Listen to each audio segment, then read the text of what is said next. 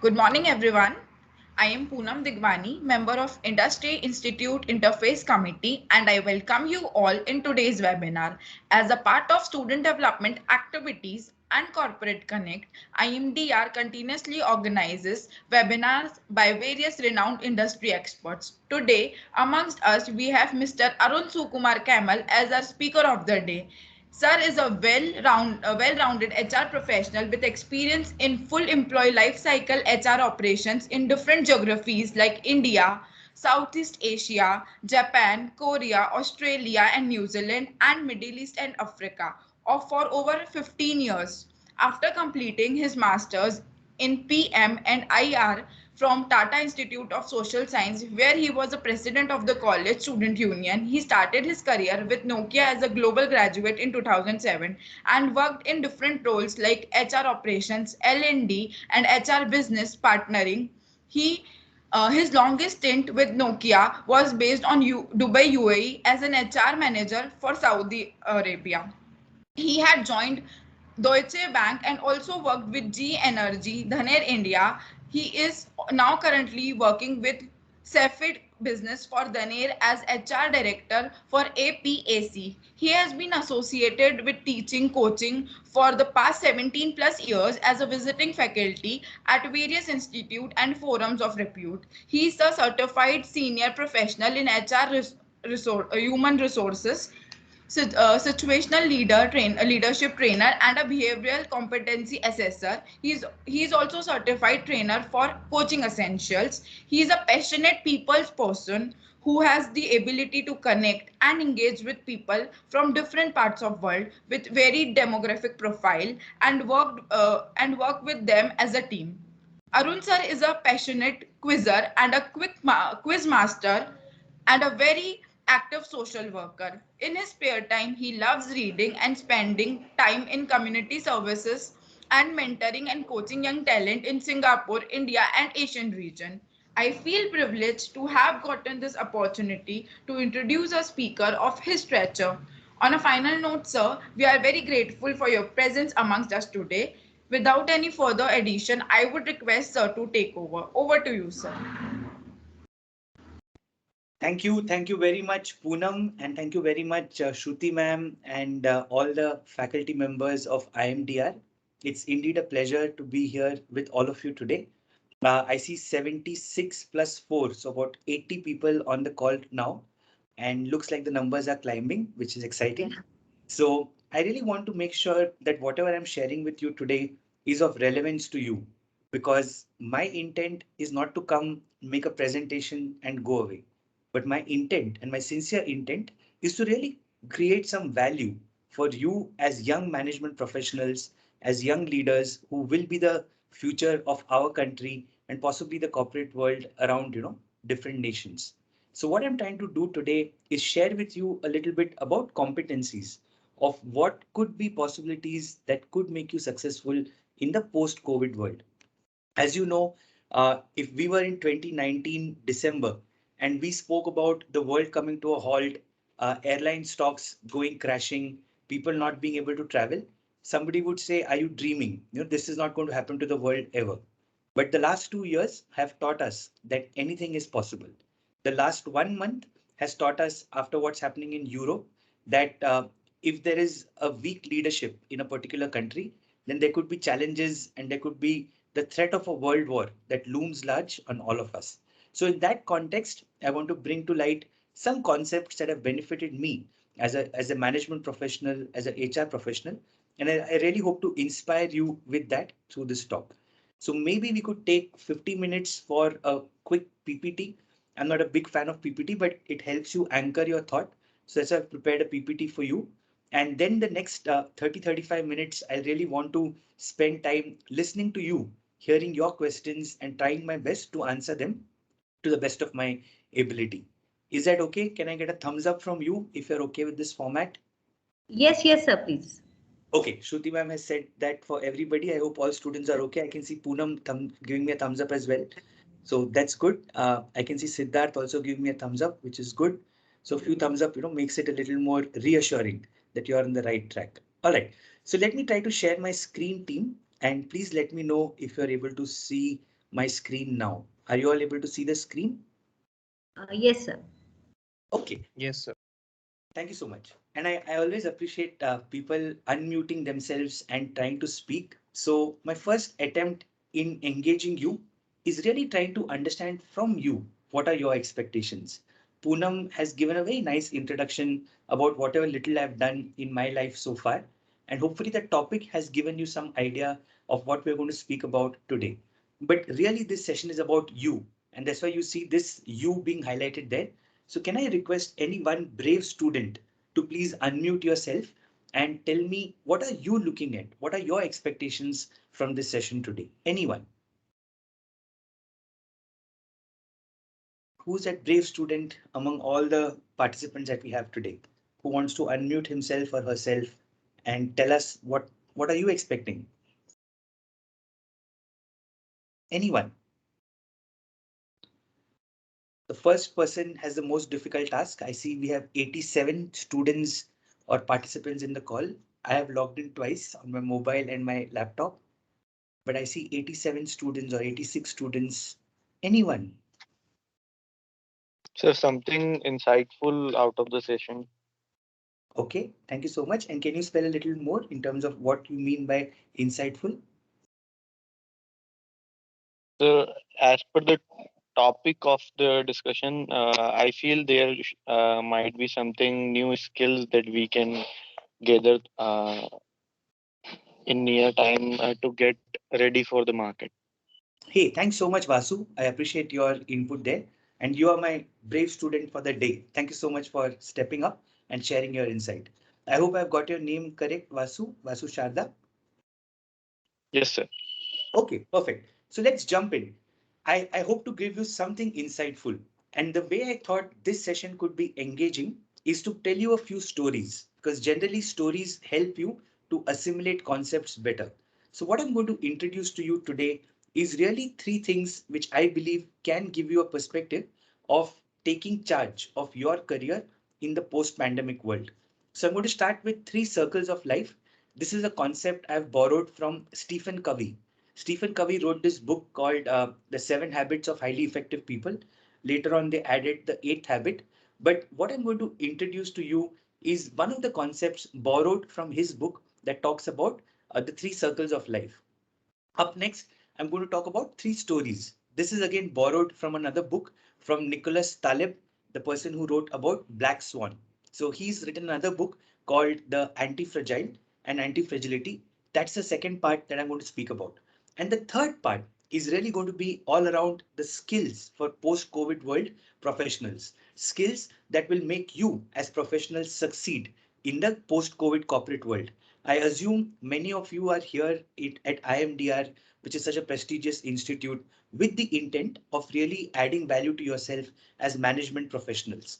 And if you are looking at becoming management professionals, these six competencies or skills that I'm going to introduce to you will definitely add some value to you in your post academic world. That's my strong belief, and that's what I'm going to take you through. So without further ado, let me introduce you to the slides here. And one thing I want to also let you know is all of my slides will be shared with you after this session. And every slide at the bottom right of the slide will have a source. So whatever content I'm sharing with you, if you like to deep dive it, you like the content, you want to go deeper in it, then you can just use these slides, go at the bottom right of the slide, and you can read a lot more about this. That way, I hope to give you a lot more in terms of value from attending this session. So with permission from Shruti ma'am, I'll send this slide over to all of you, and then you can access this material. You can look at this content and study deeper if you wish to. So let me start by introducing the three circles of life. And this is what Stephen Covey calls as circles of control. Now, the first circle that Stephen Covey talks about is a circle of concern. This is the outer circle that we are seeing around us. All of us are impacted by these things. Like, for example, somebody's son got caught, on a ship by possessing something, or somebody, is attacking one country is attacking another country, or there is a volcano eruption, there's a big flood happening in a country.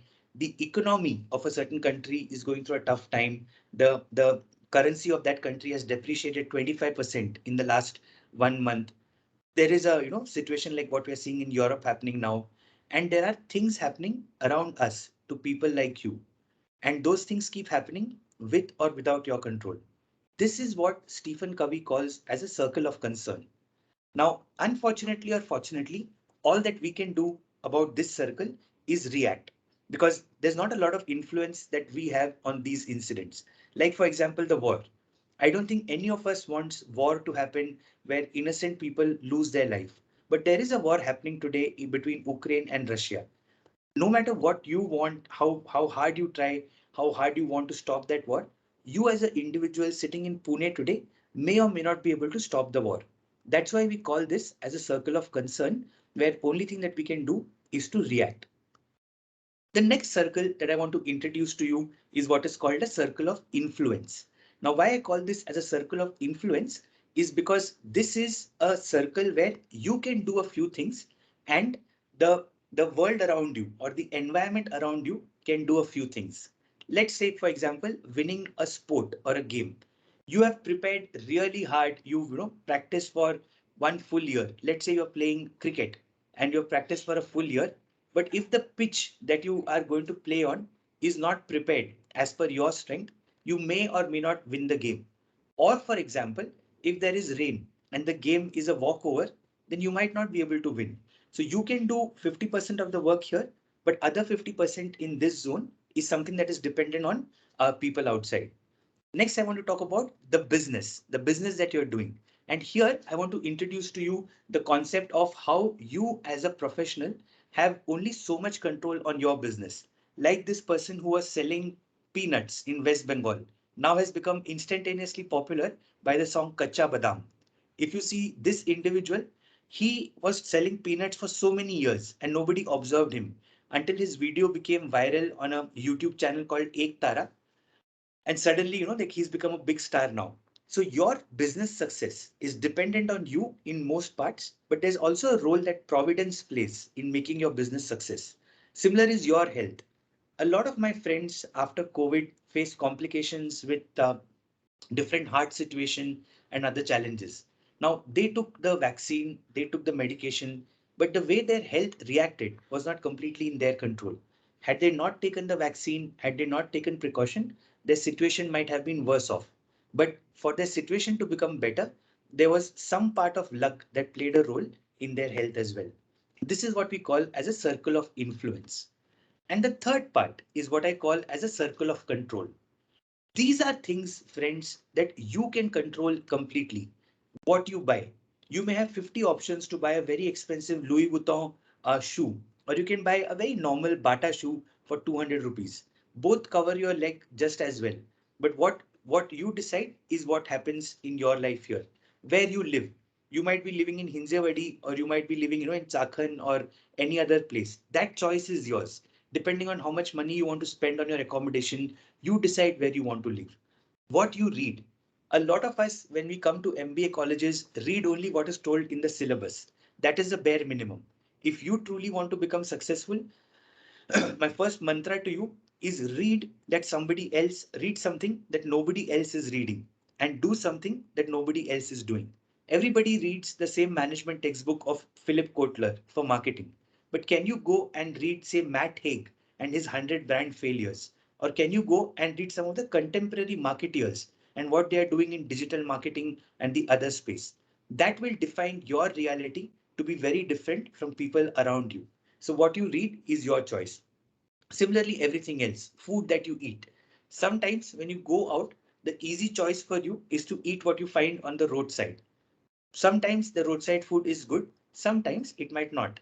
Now it's your choice. If you take proper precaution, you can probably make better make better impact on your health. But if you give in to temptations, eat something that is not cooked very hygienically, chances of you falling ill are very high. This is what we call as a circle of control.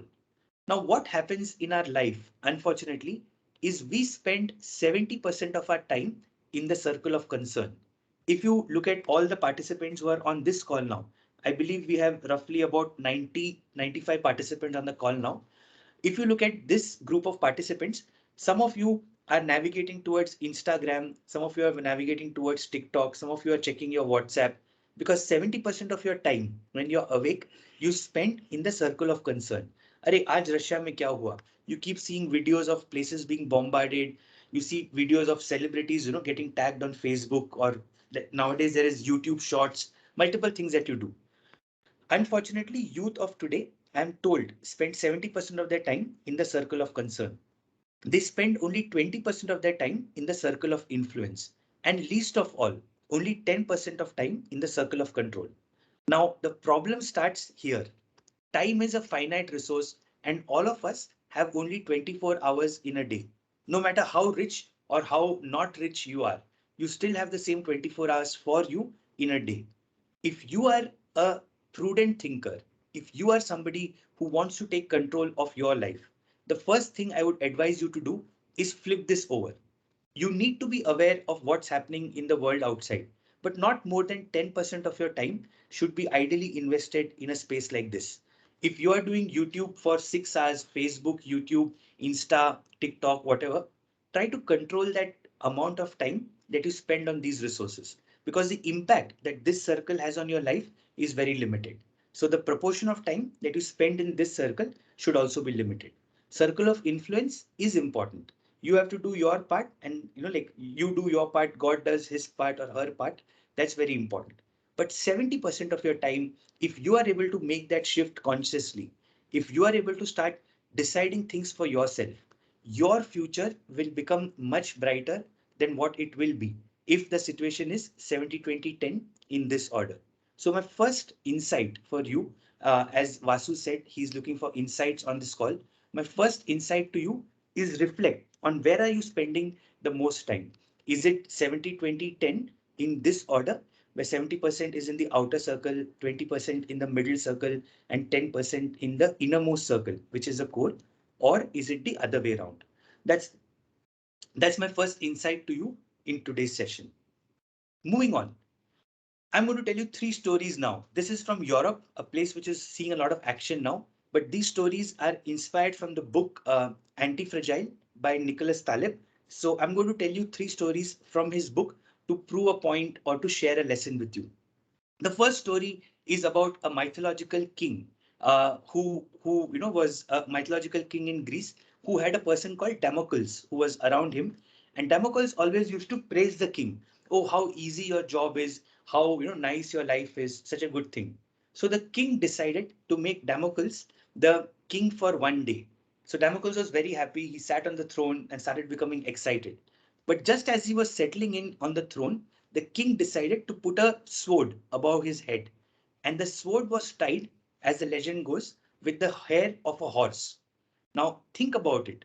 The hair of a horse cannot withstand a sword for too long. So Damocles was sitting on the best of throne, but with that sword above his neck, he did not know what to do, and he could not enjoy that day as a king. Some of us in our life are are facing a situation, or we respond to situations like Damocles. When we are given an opportunity or a privilege, we keep worrying about what can happen, what cannot happen, what are the challenges, instead of looking at what the possibilities are. The legend goes that Damocles did not die. Obviously, he spent that day, but he spent that day with a lot of tension, stress, and completely lost his tranquility. My first lesson to you is some of us in life are fragile, who break when we face tough or challenging situations. Some of us are a little better, and these people are called as resilient people. What do resilient people do? Resilient people have the ability to come back from the ashes, like what the legendary bird Phoenix does. Phoenix is a legendary mythical bird. I haven't seen a phoenix in my life, but people say there is this bird that exists that when it goes into ashes, rises from the ashes and becomes stronger again. Now, this mentality is what some of us display. We are pushed to a corner, we go through a tough time, and when we are in that corner, we try to come back with more force, more energy, and take a rebirth. That's the second mentality that people display in today's world, which is the resilient mentality. But if you take a step further, and if you try to really think of what's the best way to live life in today's world, I would say, for me, in my assessment, anti-fragility is a good way of life. And let me tell you a story about anti-fragile from a place in Mulund. I was born and raised in Mumbai. I was born in Dadar and I was living in Mulund. So outside Mulund, we had a Bhelpuri wala who used to sell Bhelpuri for a very long time. When COVID happened 2 years back, I hope you will remember that suddenly there was a lockdown, and for almost 60 days or little around 57 days, people were not allowed to come out. There was a lockdown, people were not able to come on the street, sell their food. Now, this Bhelpuri wala's business is hand to mouth.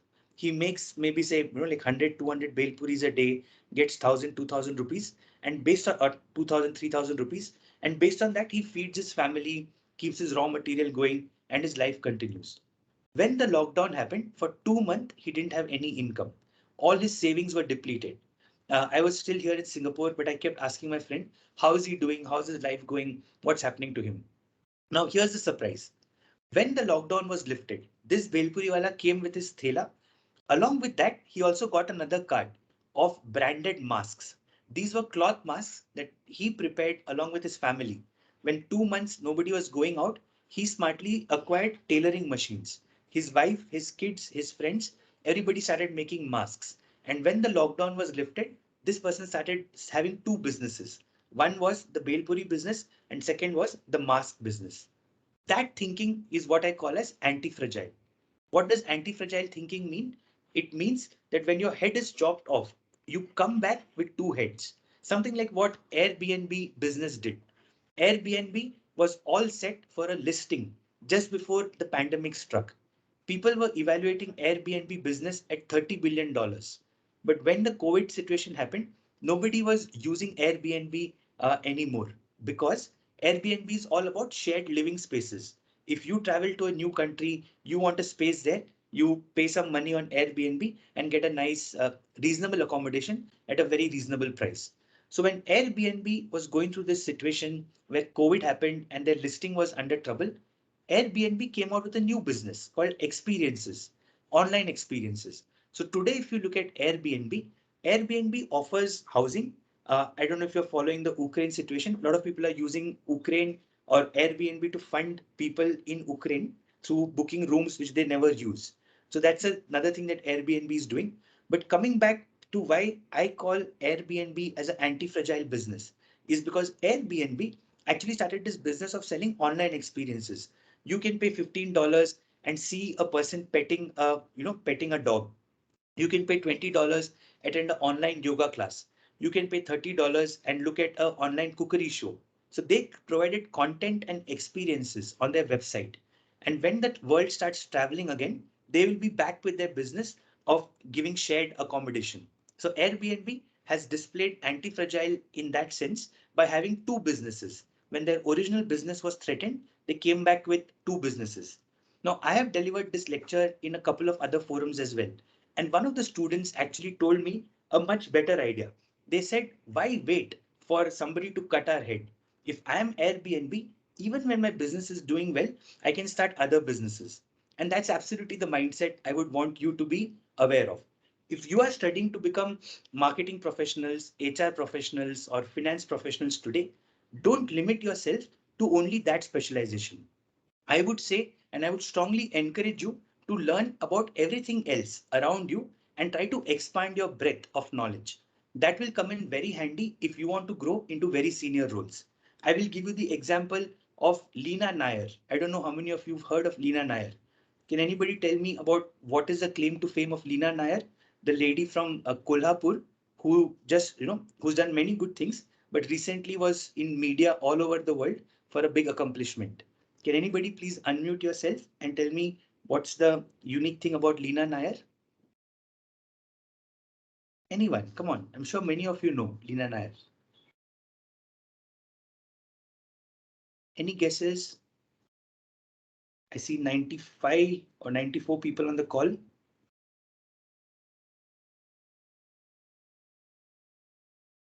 Who is Leena Nair? So she recently became the CEO of Chanel. Yes. And that's the first person of non-French origin, that to a woman who's not a business leader. She was a HR leader for almost 30 years, who became the CEO of Chanel, which is a very famous luxury brand in France. That to me broke many ceilings, not just the glass ceiling that people talk about, but really created a sort of first for a person to transition from one business to another business after 30 years into an area which not many thought could be an easy area for a non-French person to come into. Lena Nair became the CEO of this company. That to me is anti-fragile mindset. If you as a professional are looking at becoming successful in today's world, start thinking about how you become anti-fragile. We don't want to be like Damocles who keeps, worrying about the sword. We don't want it to leave it to chance where we are beaten, we are completely, burned to ashes and then rise back again. But we should truly display anti-fragile mindset that will help us to become successful in today's world. So that's the second thought or insight I want to leave you with in this session today.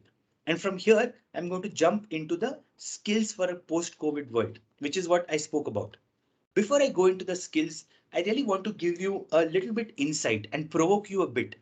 How many of you have heard about Gartner? Can I have some show of hands on the MS Teams chat? Can you show your hands? How many of you heard of Gartner? I can see one person has heard of Gartner, which is Angad. Angad, good. Happy for you. Anybody else who's heard about Gartner? Okay, maybe I don't know if others are able to raise their hand. Okay, now I can see somebody else raising the hand. Shubhada has also heard about Gartner. Who else? Anybody else who's heard about Gartner? Okay, I can see more people coming up now. Dheeraj has heard about Gartner as well. Okay, so few people have heard about Gartner. The others who've not heard about Gartner, Gartner is one of the premium agencies along with McKinsey and the likes who really publish a lot of reports about what's going to happen in the future. As a management professional, I strongly encourage you to start reading these articles. These insights are available for everyone, but not everyone uses them. So to my strong encouragement to all of you is to start reading these articles. Just go on Gartner and start looking at what trends are they predicting. Like for example, this trend of NFT. Recently, I was very surprised when I heard that a young boy in Indonesia was able to sell his selfie pictures for $1 million. Now, $1 million is almost 7.5 crore. A young boy in Indonesia just was taking very random selfies of himself, and one of his selfies sold for $1 million. Imagine, that's a lot of money.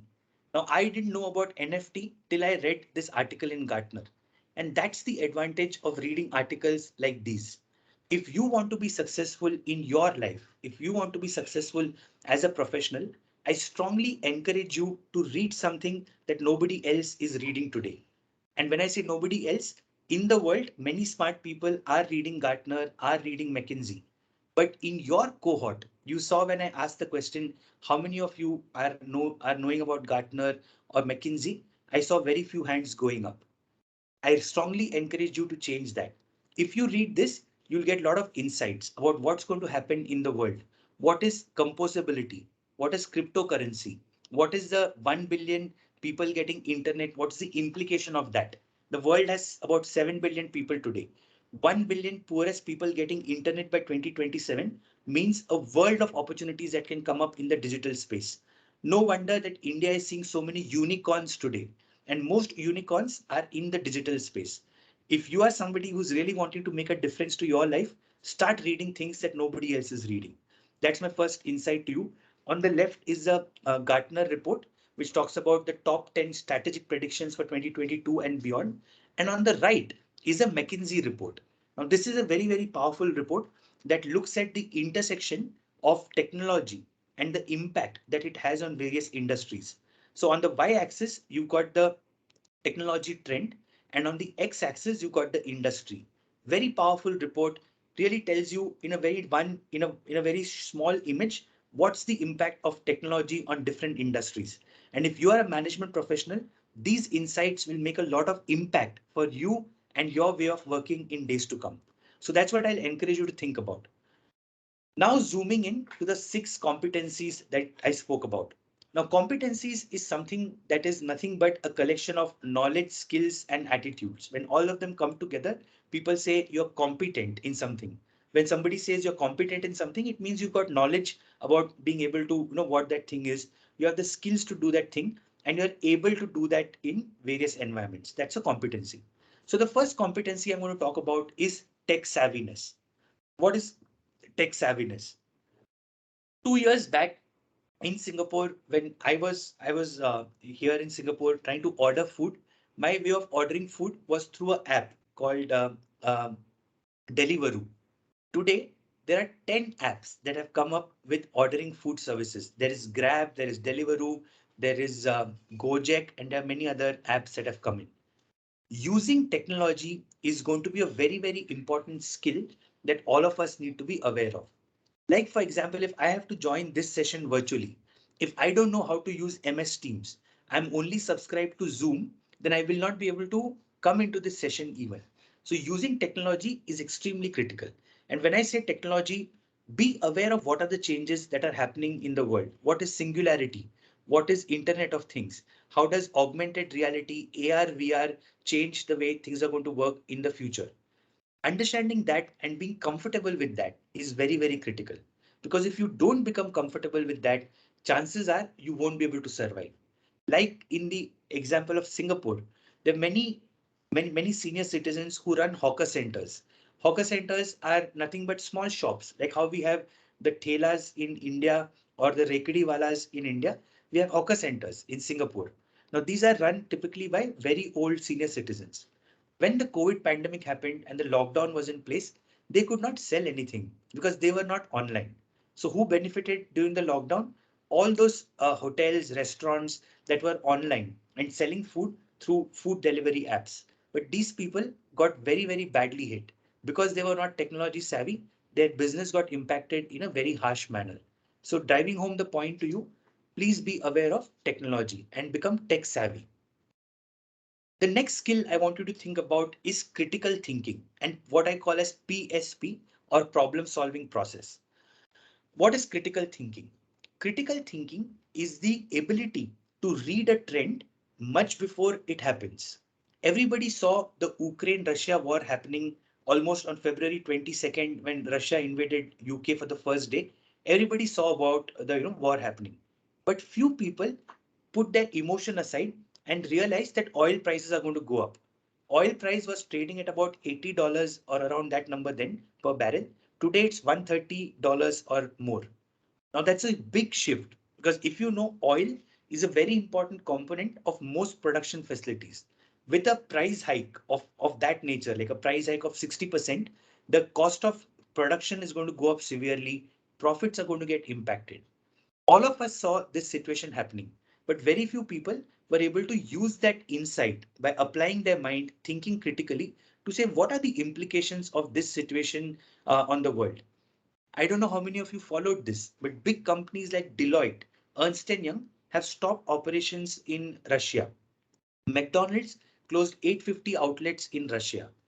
If you are an investor and you are thinking of what the post-COVID world would look like, you will start applying your insights to say, this is a good time for me to maybe enter the stock market. I don't know. I'm just giving you a wishful thinking. Don't invest basis my advice.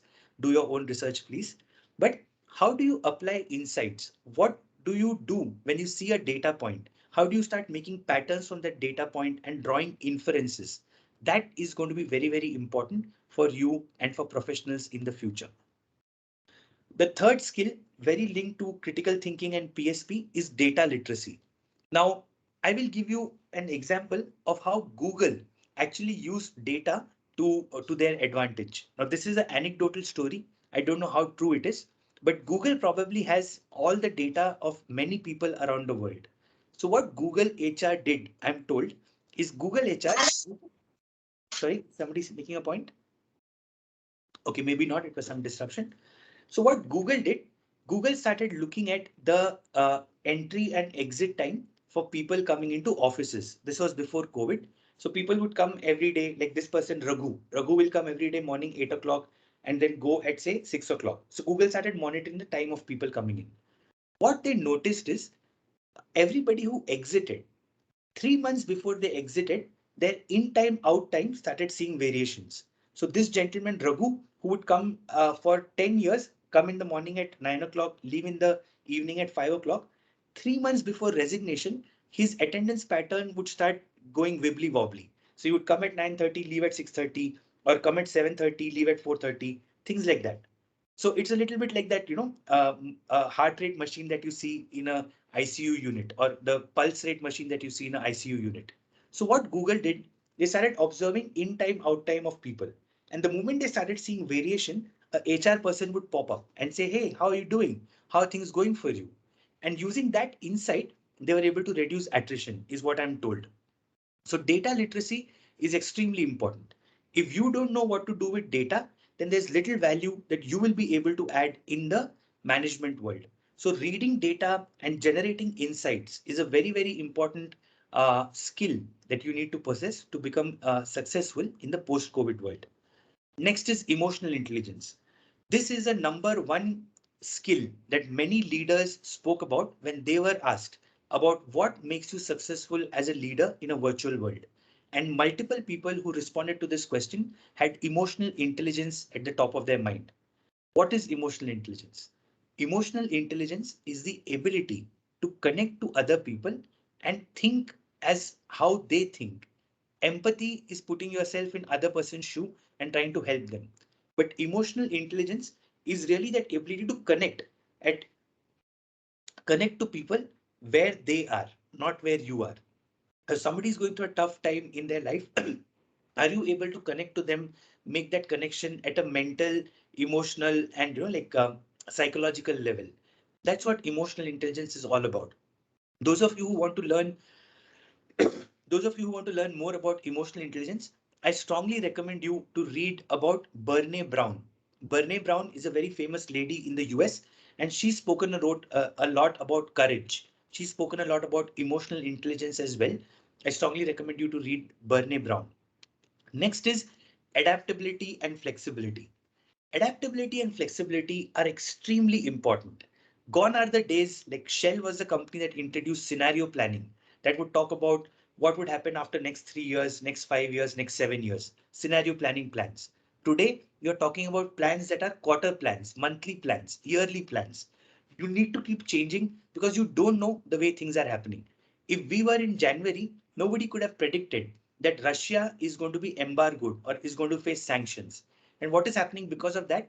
Companies which have big investments in Russia will see a lot of pressure on their bottom line because they've closed their business due to the sanctions. So being adaptable, being flexible is the need of the hour. You need to be able to really change your business strategy very quickly in rapid succession. The implication for you as a professional is, are you able to also learn new skills, unlearn, relearn, learn, unlearn, relearn? Very, very critical. And the last one is creativity and innovation. If you are someone who always does what you always did, you will always get what you always got. Let me repeat. If you always do what you always did, you'll always get what you always got. If you want to get new things, like if you want to build a new house, if you want to build a new car or buy a new car, then you need to do something different. What got you here is not going to take you ahead. So creativity and innovation are extremely important skills or competencies in the post-COVID world. You need to be the person who's always thinking solutions. You need to be the person who's always thinking ideas, possibilities, not crying about, oh, this cannot happen because of this. Your your speech, your thinking should shift from this cannot happen because of this to this cannot happen, but here are 5 other possibilities. That is the kind of skill set and mindset that leaders are thinking about. If you are somebody who only defines the problem and stops at that, chances of your success are very limited. But if you are someone who's comfortable to go beyond defining the problem and also thinking about possible solutions, that is where the magic happens. Nobody likes people who only complain, talk about problem. People like people who talk about solutions. People want to work with people who talk about possibilities. People want to work with people who talk about possibilities, solutions, opportunities. Shift your mindset. When you see a problem, it is raining today, I cannot go and play.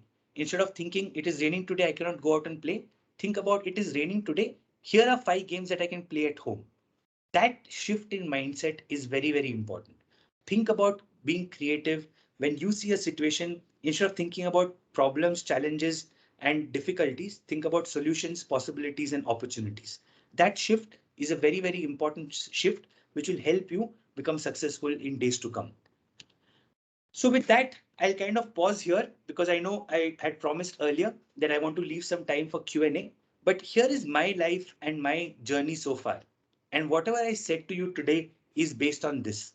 When I entered the workforce, I entered the workforce just after the or just before the 2008 subprime crisis. I put a black swan there because nobody saw what's going to happen in the subprime crisis. The interest rates were falling, many companies were closing down, many people were losing their jobs. And that's the time around that time that I joined Deutsche Bank. Even in difficult situations, opportunities will come if you are prepared to do what others are not doing, if you are seeing something that others are not seeing. So this was a black swan event for me and for everybody in the world. But my actions decided and helped me to move ahead in my career. Similar situation is what faces us now. When you as management professionals are coming out into the corporate world, a lot of you might be worried to say, okay, COVID has happened, war is happening, will I get a job or not? Definitely you will get a job. If you do something that others are not doing on other campuses, even in your campus, if you are the one who's reading things that others are not reading, you're doing projects, you are enriching yourself, 100% success will come to you. Like what Amir Khan said in the movie Three Idiots. I don't know if you've seen that movie, but it gives a very important message. At least the message that I took home with me is Kabil bano and Kamyabi apke kadam chumegi. You need to create value. You need to create a lot of value in what you do. You need to add value to yourself. You need to build skills, competencies, thoughts that will really help you to move forward. There is a growth mindset thinking. There's a very nice book by a lady called Carol Dweck. If you get a chance, please read that book called Growth Mindset. You'll get a lot of ideas about how you can take charge of your career and how you can grow big. I was extremely lucky to graduate from a good college, join a good company, and work with some great companies in my career so far.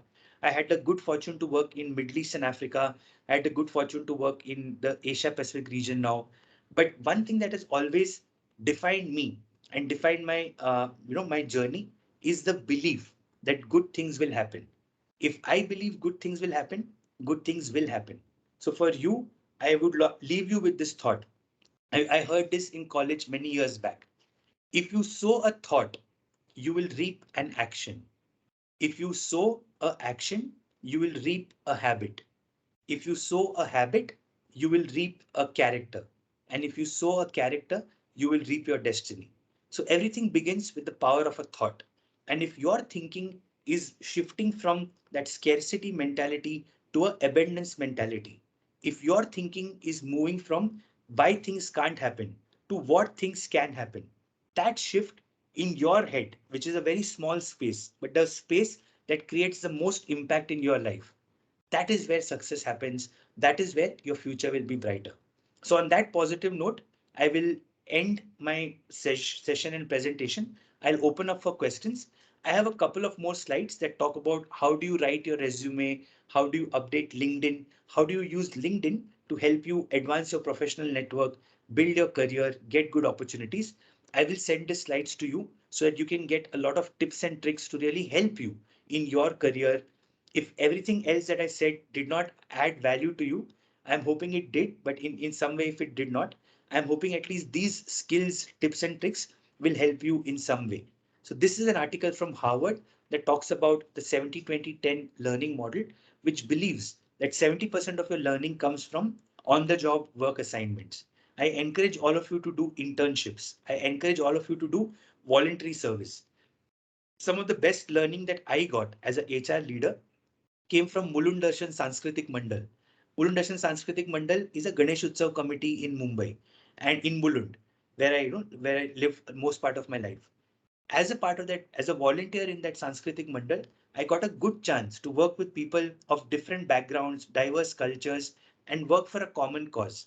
I was not paying them any money, but everybody worked towards making Ganesh Utsav successful. And that's where I learned a lot of my management skills. Second is learning from mentors and professionals. I don't know how many of you know Bhagavad Gita, but I try my best to read Bhagavad Gita every once in a while. There's a very nice saying in Bhagavad Gita which says, Yad yad acharate shreshtaha sthavat evetaro jana sayat pramanam kurute lokastad anuvartate.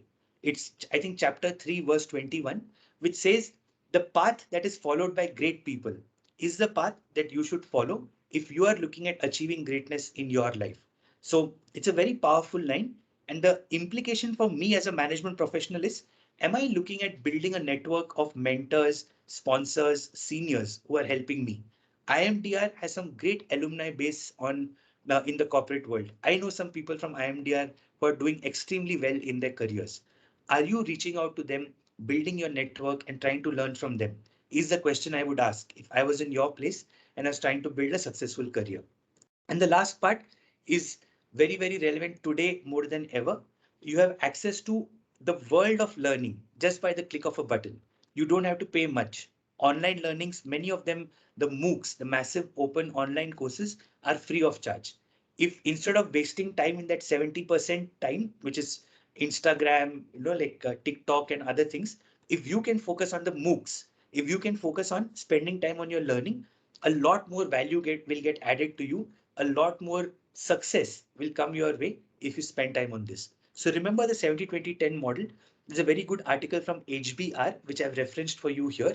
I encourage you to read this article and think about your career, not just the next 2 years, 3 years after you graduate from IMDR, but the next 20 years and start planning backwards. This tips and tricks, I'm not going to go through all of it. I'm going to, ask you to read it. Last thing that I'll share with you today, just as I kind of wrap up my session and open up for Q&A, is the STAR technique: situation, task, action, result. If somebody asks you, what is your biggest accomplishment in life? Some people respond by saying getting an admission in IMDR. It's a good answer, but not good enough. If I have to answer that question using STAR technique and the same answer using STAR technique, I would say something like this: one of the accomplishments in life that I feel excited about is my admission into IMDR. Why do I say that? I'm a first generation learner, and for me in my family, nobody has done graduation. I took the efforts to complete my graduation, and then I really wanted to do post graduation as well, do a MBA to secure my future. So what did I do? I enrolled myself into a class. I come from a village where there was not much tuition classes available. So I started looking at pagalguide.com, went online, built a network of people who were preparing for the exam, took the entrance test. It was very difficult for me. I didn't have enough money to pay for tuition classes, but whatever online content was available for free, I networked to people, reached out to seniors from IMDR. They gave me guidances. And by doing that, I finally got an admission into IMDR in the first attempt. So that achievement to me makes a lot of, gives me a lot of satisfaction every time I look back at that. This is what I call the STAR technique.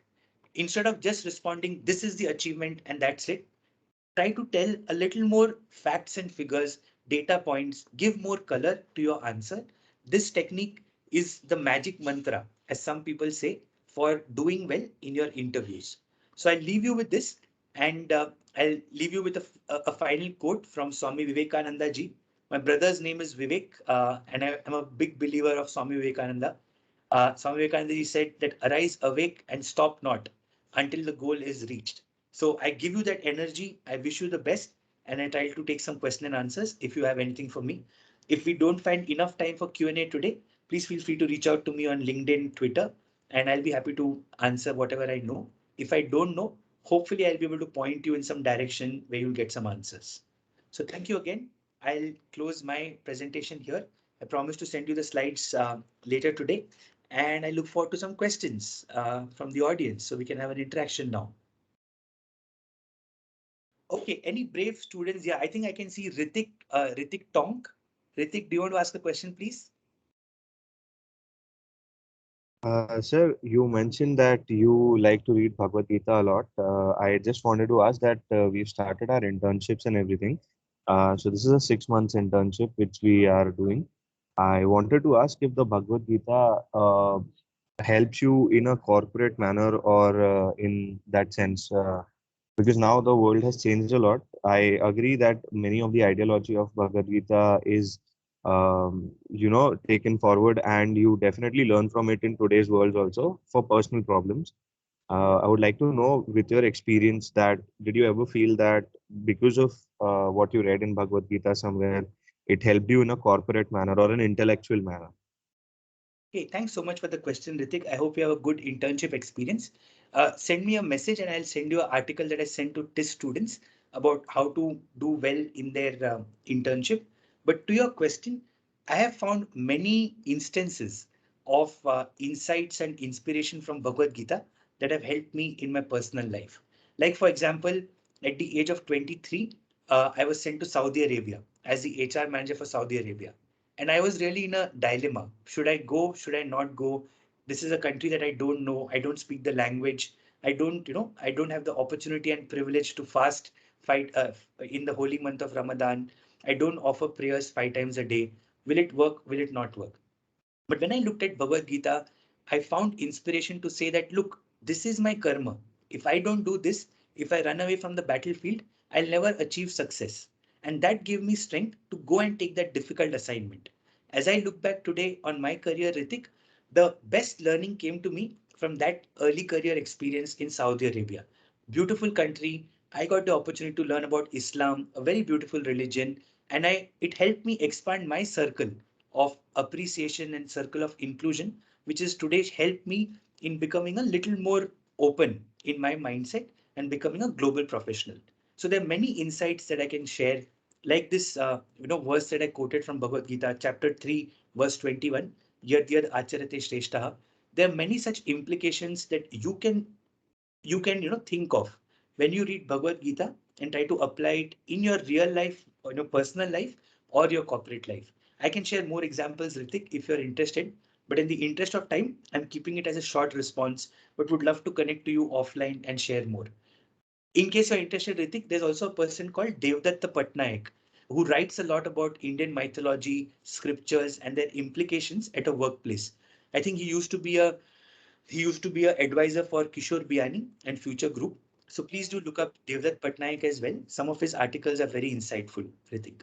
I hope it answers Yes, your question, Ritik. yes, sir, it does. Thank you. Okay, thank you so much. Juhi, you have your hand raised. Do you have a question for us? Yes. As you have mentioned that you have come across two black swan events in your life, and I've also heard that in your entire life there is going to be at least four black swan events. So how can we be prepared for it? And so the latest event was the 2020 pandemic. So how did you overcome the situation, and was it a blessing in disguise situation for you? That's a great question, Juhi. I don't think it was a blessing in disguise because it was a challenge. It is a fact that it's a challenge, but as a positive thinker, I look at the more positive side of things that happened to me. But if I was not a positive thinker, I would probably have thought of it as a challenge. But to me, I always look at the positive side. So let's take the recent Black Swan event, the COVID pandemic. I feel grateful. I practice gratitude every day, and I feel grateful that I have food on the table. I have a job that allows me to feed my family and keep myself safe. But the blessing that I can see is I got a lot more time to read books. I was not traveling to office. I got a lot more time to see my son Sriram growing up from a 3-year-old to a 5-year-old kid in the last 2 years because I was at home. While I did not get to spend as much time with him because there were probably a lot more calls happening, but at least I could see him here. His presence was near me a lot more than it would have been if I was working from office. So that's how I see it. But to your question, how do you respond to this, Jui? I again go back to the circle of control. In the three circles that you have, the COVID pandemic or any black swan event is in the outermost circle. It will impact you, but it will also impact everybody. And unfortunately, we can't do anything about it. We don't decide for a pandemic to happen or a war to happen. But what we can do is focus on the things that we control. When the pandemic is happening, am I taking precautions? When I'm going out, can I wear a mask? Can I, sanitize my hands? When that pandemic is happening and everybody's thinking about jobs or companies not coming to campus, am I working extra hard to build my network?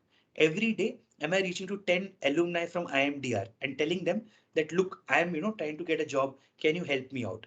Maybe out of 100 people that you reach out to, Jury, 90 people will not respond. But the 10 people who will respond will genuinely help you all the way through. So I would encourage you to look at opportunities instead of challenges. Every Black Swan event will bring a set of opportunities and challenges. Like if you look at it, the COVID pandemic, while many retailers and other institutions got impacted, a lot of online retailers benefited from it. If you look at the price of companies like Amazon or Closer Home, if you look at the valuation of Flipkart, these companies' valuation multiplied manyfold because some companies had the disadvantage of a lot of headwinds, but some companies benefited from the tailwinds as well.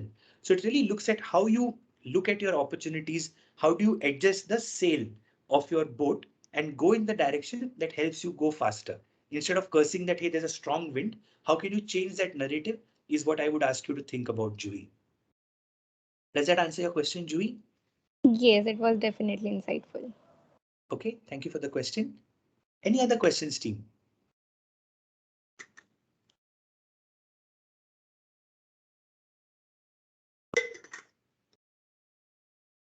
Any other questions, team?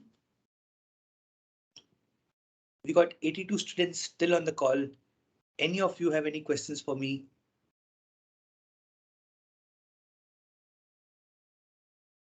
No, sir. Well explained. Thank you, Dheeraj.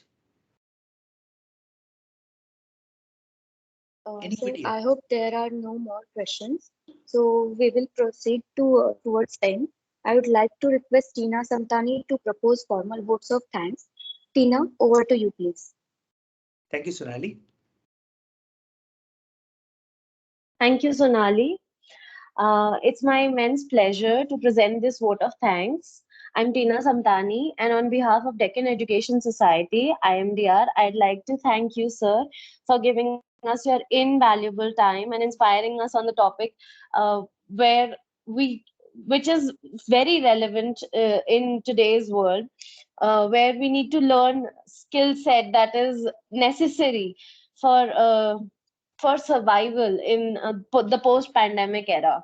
Your thoughts, experiences, and stories have really inspired us.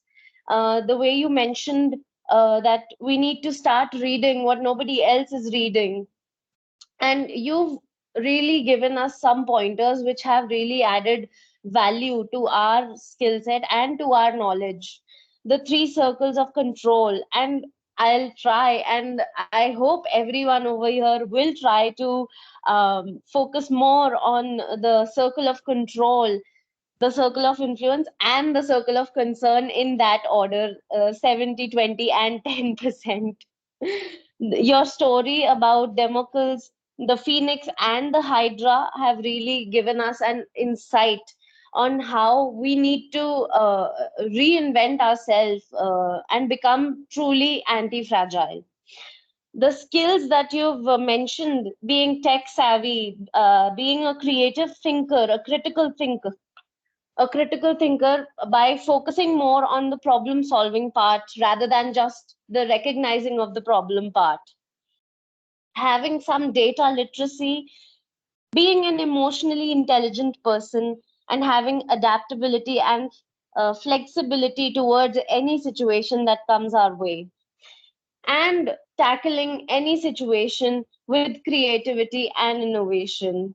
So, your thoughts have really inspired us, and I hope that it will prove very helpful in all of us, in all of our future endeavors. I thank you so much, sir, for answering various questions very meticulously, for adding value to our even not unrelated topics, that is Hindu mythology and everything. Now, and towards the end, you've also mentioned, I mean, you've mentioned so many quotes that it is difficult to choose which one to end this on. But I really, I was really inspired by the quote that you gave. If you sow a thought, you'll reap an action. If you sow an act, you'll reap a habit. If you sow a habit, you'll reap a character. And if you sow a character, you'll reap a destiny. So, in order to become really larger than life and make our lives something that is worth living. I think this webinar has proven very helpful in that. I'd also like to thank our director, faculty, non-teaching staff for continuously encouraging us and supporting us with such corporate connect. I thank the entire student organizing team, the technical support, and last but not the least, all of the student colleagues, without whom this session wouldn't have been a success. Thank you so much, sir, for giving your opinions and for giving your views to us. I hope you have a great day. Thank you so much, Tina. You've really well summarized, whatever little that we shared. I was amazed by the amount of notes that you seem to have taken. So very nicely summed up, Tina. Thank you so much. Thank you, Shruti ma'am. Thank you all the professors, non-teaching staff, and the students who made this event possible today. It was my pleasure to be with you today. And if I can help in any ways, not that I'm somebody great or big, but whatever little that I am, if my experiences can be of help, please feel free to reach out to me through LinkedIn or through Twitter, and I'll do my best to respond to you. Thank you again, everyone, for being here on this call. Thank you. Thank you so much. It was truly enriching session, sir. We Thank you. enjoyed every bit of it. Thank you so much, sir. Thank you, ma'am. Thank you so much. See Thank you all you. again. Bye-bye. Take care. Thank you all the participants. Thank you so much. It was indeed great session. Thank you so much, ma'am. Thank you, everyone. Bye-bye. See you. Bye, sir.